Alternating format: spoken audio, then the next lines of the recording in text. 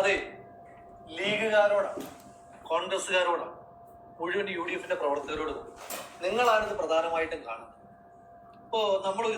ഈ ഒരു വീഡിയോ പരമാവധി ലൈക്ക് ചെയ്യുക, പരമാവധി ഷെയർ ചെയ്യുക, പരമാവധി കമന്റ് ഇടുക. ലൈക്ക് ഇടുന്ന കൊടുത്ത ഹൈപ്പും കൂടെ കൊടുത്തോ ഈ ഒരു വീഡിയോക്ക്. യൂട്യൂബിൽ കാണുന്നവർക്ക്, ഫേസ്ബുക്കിൽ കാണുന്നവർ ഒന്ന് ഷെയർ ചെയ്തേക്കുക എന്ന് വെച്ചാൽ കാണുന്ന ഓരോ വ്യക്തികളും ഷെയർ ചെയ്തേക്കുക. ഇവിടുത്തെ അഴിമതിയുടെ കാര്യങ്ങളൊക്കെയാണ് ഇവിടെ സംസാരിക്കുന്നത്. ഒന്ന് ഷെയർ ചെയ്തേക്കുക. മറ്റന്നാൾ ഇലക്ഷനാണ്, ഷെയർ ചെയ്തേക്കുക. ഇതൊക്കെ കണ്ട് കുറച്ച് ആൾക്കാർക്ക് ബോധം വരുന്നെങ്കിൽ വരട്ടെ. ലൈക്ക് ചെയ്തേക്കുക, ഷെയർ ചെയ്തേക്കുക. ലൈക്ക് എന്ന് പറഞ്ഞാൽ കുറച്ചും കൂടെ ആൾക്കാരുടെ അടുത്തോട്ട് വീഡിയോ എത്തും. ഓക്കെ, ബാക്കി നമുക്ക് രാഹുൽ പറയുന്ന കേൾക്കാം. ചെയ്തിട്ട് CPM-കാർ ചെയ്യുന്ന പോലെ അത് ലോകത്തെ മുഴുവൻ വിളിച്ചറിയിക്കണമെന്ന് ഞാൻ പറയുന്നു.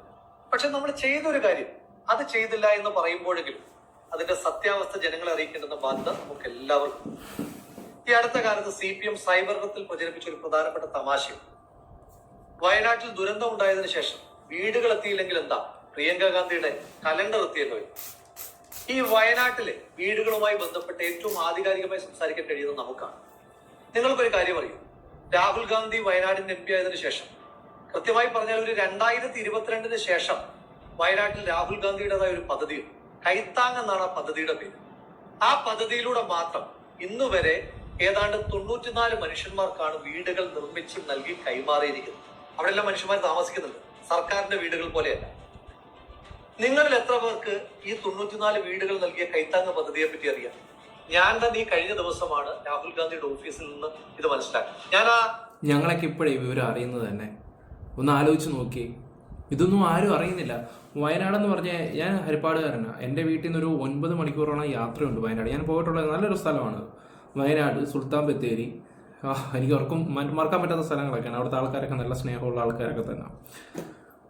അവിടെ ഈ പറയുന്ന രാഹുൽ ഗാന്ധി 94 വീട് വെച്ച് കൊടുത്തത് ഒരു മനുഷ്യർ അറിഞ്ഞിട്ടില്ല. പുള്ളിയുടെ പദ്ധതിയും കാര്യങ്ങളൊക്കെ, ഇങ്ങനെയുള്ള കാര്യങ്ങളൊന്നും ന്യൂസിൽ വരത്തില്ല. കോൺഗ്രസ്സുകാരുടെ ഏറ്റവും വലിയ പരാജയം എന്താന്ന് പറഞ്ഞാൽ ഈ PR വർക്ക്, അങ്ങനത്തെ പരിപാടിക്ക് കോൺഗ്രസ് വീക്കാണ്. ഉള്ള കാര്യം തുറന്നു പറയാനില്ല. ഞാൻ കോൺഗ്രസിന് ഇഷ്ടപ്പെടുന്ന ഒരു വ്യക്തിയാണ്. PR വർക്കിന്റെ കാര്യത്തിൽ ഇതുപോലെ. ഓക്കെ, രാഹുൽ പറയട്ടെ, ഞാൻ കൂടുതൽ സംസാരിക്കുന്നില്ല. ബെനിഫിഷ്യറീസ് ലിസ്റ്റ് എടുത്തപ്പോൾ അതിനകത്ത് എനിക്ക് ശ്രദ്ധേയമായി തോന്നിയ ഒരു പേര് ഞങ്ങൾ ശ്രീ AK ബാലൻ മന്ത്രിയായിരിക്കുമ്പോൾ അദ്ദേഹം വയനാട്ടിലെത്തിയിട്ട് ഇന്ത്യക്ക് ആകെ അഭിമാനമായ വയനാട്ടിൽ നിന്നൊരു കായിക താരത്തോട് പറഞ്ഞു, നിനക്ക് ഞാൻ വീട് വെച്ച് നൽകാം. AK ബാലൻ അതങ്ങ് മറന്നുപോയി, പൊടിതട്ടിയൊക്കെ പോയി. പക്ഷെ രാഹുൽ ഗാന്ധി ഇതറിഞ്ഞിട്ട് അദ്ദേഹം വാക്കുമാറിയില്ല, വീട് വെച്ച് നൽകി. അതടക്കം വയനാട്ടിൽ കാട്ടാനാക്രമത്തിൽ കൊല്ലപ്പെട്ട ഒരു സാധു മനുഷ്യന്റെ കുടുംബത്തിന് വീട് വെച്ച് കൊടുത്തതടക്കമാണ് ഈ 94 വീടുകൾ. ഇനി ദുരന്തത്തിന് ശേഷമുള്ള കാര്യങ്ങൾ മാത്രം പറയാം. ശ്രീമതി പ്രിയങ്ക ഗാന്ധി എന്ത് ചെയ്തു എന്നാണല്ലോ ചോദിക്കുന്നത്. മുണ്ടക്കൈ ചൂരൽമല പ്രദേശത്ത് ചെറിയ ചെറിയ കച്ചവടങ്ങളുമായി ജീവിച്ചിരുന്ന ഒരുപാട് മനുഷ്യന്മാർ, അവരെ ഈ സർക്കാർ മൈൻഡ് ചെയ്തിട്ടേ ഇല്ല. അങ്ങനെയുള്ള 40 മനുഷ്യന്മാരെ ലിസ്റ്റ് ചെയ്ത് അവർക്ക് ഓരോരുത്തർക്കും 5 ലക്ഷം രൂപ വീതം ശ്രീമതി പ്രിയങ്ക ഗാന്ധി. അങ്ങനെ നോക്കുമ്പോൾ ആകെ 2 കോടി രൂപയാണ് വയനാട്ടിൽ മുണ്ടക്കൈയിൽ ചെറിയ ചെറിയ കച്ചവട സ്ഥാപനങ്ങളുമായിരുന്ന മനുഷ്യന്മാർക്ക് ഇതിനോടകം ശ്രീമതി പ്രിയങ്ക ഗാന്ധി കൊടുത്തത്. ഇനി CPM-കാരോടാണ് ചോദിക്കുന്നത്, ഈ വീട് നിർമ്മിക്കാൻ കോൺഗ്രസിന്റെ ഈ പൈസ ഇല്ല എങ്കിൽ നിങ്ങൾ എങ്ങനെയാണ് 100 വീട് നിർമ്മിക്കുന്നത് ചോദിക്കുന്നുണ്ടല്ലോ. ആ CPM-കാരോട് പറയുന്നു, 94 വീട് നിർമ്മിക്കാൻ രാഹുൽ ഗാന്ധി ഒരു മനുഷ്യന്റെ കയ്യിൽ നിന്നെങ്കിലും 1 രൂപയെങ്കിലും പിരിച്ചിട്ടുണ്ട്.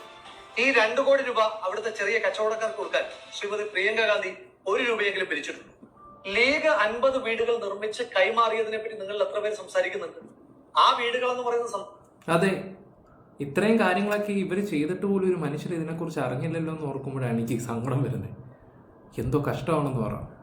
ഈ ഇലക്ഷൻ സമയത്താകുമ്പോൾ എല്ലാവരും പൊക്കിക്കൊണ്ടുവരും. ഇതൊക്കെ നേരത്തെ ആവാമായിരുന്നു. അപ്പോൾ ഈ പറയുന്ന രാഹുൽ മാങ്കൂട്ടം തന്നെ അറിഞ്ഞത് ഇന്നലെ മെനഞ്ഞാന്നായിട്ടുള്ള കാര്യങ്ങളൊക്കെയാണ്. കാരണം ഇതൊന്നും ആരും ശ്രദ്ധിക്കുന്നില്ല, ഇങ്ങനെയുള്ള കാര്യങ്ങളൊക്കെ. ഇതൊക്കെ ജനങ്ങളുടെ മുമ്പിൽ എത്തിക്കണം. കുറേ പാവപ്പെട്ട ആൾക്കാരുണ്ട്, പഴയ ആൾക്കാർ ഇപ്പോഴും ഈ പറയുന്ന സോഷ്യൽ മീഡിയ ഹാൻഡിൽ ചെയ്യാത്ത, അവർക്ക് ഇപ്പോഴും ഇതിനെക്കുറിച്ചൊന്നും അറിയത്തില്ല. ആരെങ്കിലും എവിടെയെങ്കിലും ചായക്കട ഇരുന്നിട്ട് എന്തെങ്കിലും കഥകളൊക്കെ പറയും, അതൊക്കെ കേട്ടിട്ട് 10 ആൾക്കാരായിട്ട് എന്ന് പറയുന്നത് മാത്രമേ ഉള്ളൂ. സർക്കാർ നിർമ്മിച്ചു കൊടുത്തതുപോലെ ഇലക്ട്രിക് പണി, പ്ലംബിംഗ് പണിയൊക്കെ ബാക്കിയുള്ള വീടുകളല്ല, നിർമ്മാണം പൂർത്തീകരിച്ച ആളുകൾക്ക് കൈമാറി കഴിഞ്ഞു. നമ്മുടെ KPCC പ്രസിഡന്റ് കഴിഞ്ഞ ദിവസം കോൺഗ്രസിന്റെ കണക്ക് പുറത്തുവിട്ടതിന് ശേഷം ഹാലിളകിയ CPM-കാര് പ്രചരിപ്പിക്കുന്ന പുതിയൊരു ക്യാപ്സ്യൂൾ ഉണ്ട്. VS ജോയ് വെറും 3 പേരിൽ നിന്ന് പിരിച്ചത് 55 ലക്ഷം രൂപയാണ്. അങ്ങനെയാണെങ്കിൽ കേരളത്തിലെ കോൺഗ്രസുകാരാകെ എത്ര രൂപ പിരിച്ചു? ആ ക്യാപ്സ്യൂൾ നിങ്ങൾക്കും ആപ്ലിക്കബിൾ ആണ്. അങ്ങനെയാണെങ്കിൽ ഞാൻ തിരിച്ചൊരു ചോദ്യം ചോദിക്കട്ടെ. നമ്മുടെ DYFI-ക്കാരുടെ 20 കോടിയെ പറ്റിയിട്ടാണ്. DYFI-യുടെ പയ്യന്നൂർ ബ്ലോക്ക് കമ്മിറ്റി പിരിച്ചത് 33,18,907. ഡിവൈഎഫ്ഐ മാടായി ബ്ലോക്ക് കമ്മിറ്റി പിരിച്ചത് 28,525,000. തലശ്ശേരി ബ്ലോക്ക് കമ്മിറ്റി പിരിച്ചത് 46,18,568. ഡിവൈഎഫ്ഐ ഒഞ്ചിയം ബ്ലോക്ക് കമ്മിറ്റി പിരിച്ചത് 20,02,265. ഡിവൈഎഫ്ഐയുടെ തളിപ്പറമ്പ് ബ്ലോക്ക് കമ്മിറ്റി പിരിച്ചത് 23,50,000. ഡിവൈഎഫ്ഐ നീലേശ്വരം ബ്ലോക്ക് കമ്മിറ്റി പിരിച്ചത് 30,300,000. അപ്പോ ഈ 6 കൂടെ കൂട്ടുമ്പോ 6 ബ്ലോക്ക് കമ്മിറ്റികൾ മാത്രം പിരിച്ച പണം കൂട്ടുമ്പോ ഏതാണ്ട് 1,80,90,565 രൂപ. അതായത് ശരാശരി എടുക്കുമ്പോൾ ഒരു ബ്ലോക്ക് കമ്മിറ്റി ഏതാണ്ട് 30,15,094 രൂപ വെച്ച് പിരിക്കണം. നമ്മുടെ ഡിവൈഎഫ്ഐക്ക് കേരളത്തിൽ 220 ബ്ലോക്ക് കമ്മിറ്റികളാണുള്ളത്. അങ്ങനെ വെച്ച് നോക്കുമ്പോൾ കേരളത്തിൽ ആകെ ഡിവൈഎഫ്ഐക്കാർ പിരിച്ചത് 66,33,20,716 രൂപ. നിങ്ങൾ CMDRFിലേക്ക് പൈസ കൊടുക്കാത്തതിനകത്ത് തന്നെ ഞങ്ങൾക്ക് ചില സംശയങ്ങളുണ്ട്.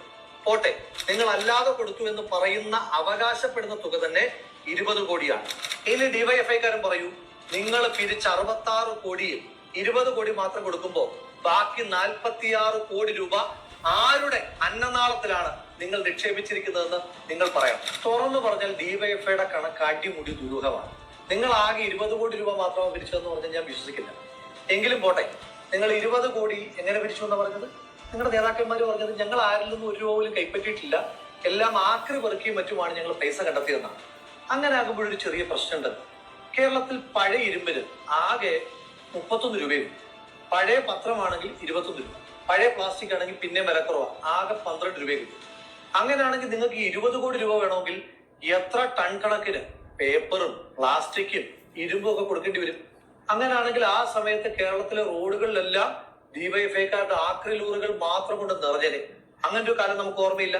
എങ്കിലും പോട്ടെ, നിങ്ങൾ അത്രയും രൂപ സമാഹരിച്ചു തന്നെ. സത്യമല്ലേ ഈ വിളിച്ചു പറയുന്നത്? രാഹുൽ പറയട്ടെ, നമുക്ക് കേൾക്കാം. നിങ്ങളോട് ഈ കണക്കുകൾ ചോദിച്ച ആളുകൾ ഉത്തരം മുട്ടിക്കുന്നുണ്ടല്ലോ, ആ ആളുകളെ ഉത്തരം മുട്ടിക്കാനായിട്ടുള്ള എളുപ്പമാർഗം ഞാൻ പറഞ്ഞുതരാം. ഈ നിങ്ങൾ ആക്രി വിറ്റ പൈസയാണെന്നല്ലേ പറഞ്ഞത്? അങ്ങനെയാണെങ്കിൽ ഈ ആക്രിക്ക് പ്രത്യേകിച്ച് ഇരുമ്പാണെങ്കിൽ GST ആയിട്ട് കടക്കാർ കൊടുക്കേണ്ടത് 18%. അങ്ങനെയാണെങ്കിൽ കേരളത്തിൽ ഈ 20 കോടി രൂപ ആക്രി വിൽക്കുമ്പോ ആക്രി കച്ചവടക്കാർ GST ആയി കൊടുക്കേണ്ടത് 3,60,00,000 രൂപയാണ്. ഡിവൈഎഫ്ഐക്കാർക്ക് സുവർണാവസരമാണ്. നേരെ പോയിട്ട് ആ കേരളത്തിലെ പല ആക്രി കച്ചവടക്കാരിൽ നിന്ന് ആ 3,60,00,000 രൂപയുടെ GST ബില്ല് അങ്ങോട്ട് വാരി വീശിയിട്ട് ഞങ്ങളുടെയൊക്കെ ഉത്തരം മുട്ടിച്ച് ഞങ്ങളൊക്കെ ചമ്മിച്ചറിഞ്ഞാൽ മതി. കാര്യമെളുപ്പമായി, ഡിവൈഎഫ്ഐ സേഫുമായി. അതെ, സിമ്പിൾ. ഇതൊന്നും ജനങ്ങളെ കാണുന്നില്ല. ഇതൊന്നും കാണുന്നില്ലല്ലോ എന്ന് ഓർക്കുമ്പോഴാണ് എന്റെ സങ്കടം. പറ രാഹുലേ, പറ. CPM ഡിവൈഎഫ്ഐ കൊണ്ട് നടത്തുന്ന കൊള്ള കൂടാതെയുള്ള മറ്റൊരു പ്രധാനപ്പെട്ട കൊള്ള ഊരാളുകളിൽ ഉപയോഗിച്ചുകൊണ്ടുള്ളതാണ്. കഴിഞ്ഞ ദിവസം ടൗൺഷിപ്പ് നിർമ്മാണത്തിൽ ടെൻഡർ പാലിച്ചിട്ടില്ല എന്നുള്ള വിവരം ഞാൻ പുറത്തു പറഞ്ഞപ്പോൾ എനിക്ക് മറ്റൊരു വിവരം കൂടെ കിട്ടി. മുണ്ടക്കൈ ദുരന്തമുണ്ടായ പുന്നപ്പുഴ നവീകരണത്തിന് വേണ്ടി 195 കോടി രൂപയാണ് സംസ്ഥാന സർക്കാർ മാറ്റിവെച്ചിരിക്കുന്നത്. അന്ന് മാലിന്യം കൊണ്ട് നിറഞ്ഞതാണ് പുന്നപ്പുഴ. ഈ പുന്നപ്പുഴയുടെ നവീകരണത്തിന് വേണ്ടിയിട്ട് ഉത്തരാഖണ്ഡിലും പഞ്ചാബിലും ഒക്കെ ഈ പ്രവൃത്തിയിൽ ഏർപ്പെട്ടിട്ടുള്ള ചില കമ്പനികൾ സംസ്ഥാന സർക്കാരിനെ സമീപിച്ചു. അവർക്കാർക്കും ടെൻഡർ കൊടുക്കാതെ യാതൊരു വിധമായ ടെൻഡർ നടപടികളും പാലിക്കാതെ സംസ്ഥാന സർക്കാർ ഈ പുഴ നവീകരണത്തിന് എഗ്രിമെന്റ് കൊടുത്തിരിക്കുന്നത് മറ്റാർക്കുമല്ല, ഊരാളുകളിലാണ്. ഇതിനോടകം തന്നെ 50 കോടി രൂപ ഊരാളുകളിലെ സംസ്ഥാന സർക്കാർ കൈമാറുകയും ചെയ്തു.